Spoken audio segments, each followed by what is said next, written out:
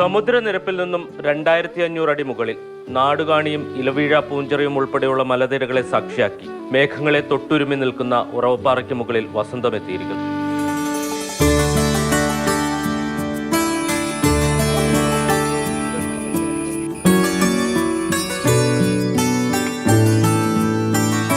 സാധാരണ നമ്മുടെ നാട്ടിലും തമിഴ്നാട്ടിലും പൂക്കൃഷി നടക്കുന്നത് താഴ്വാരങ്ങളിലാണ്. പക്ഷേ ഇതൊരു പരീക്ഷണമായിരുന്നു. തൊടുപുഴ സ്വദേശി അനൂപാണ് കർഷകൻ. 40 സെന്റ് സ്ഥലത്തായിരുന്നു കൃഷി.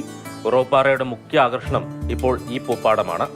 ഇത് ഞാൻ 1000 തൈകൾ വെച്ചിട്ടാണ്, ഒരു പാക്കറ്റിന് 1000 തൈകളാണ് ഹൈബ്രിഡ് ബന്ദി കിട്ടുന്നത്. അങ്ങനെ 1000 വെച്ചിട്ട് 2 കളറും 1000 വെച്ചാണ്. 3 കളറാണ് ശരിക്കും ഉള്ളത്, വൈറ്റും കൂടി ഉണ്ട്. അത് ഇതൊരു പരീക്ഷണാടിസ്ഥാനത്തിലായതുകൊണ്ട് 2 കളർ ഞാൻ മേടിച്ച് കൃഷി ചെയ്യാനുണ്ടായത്.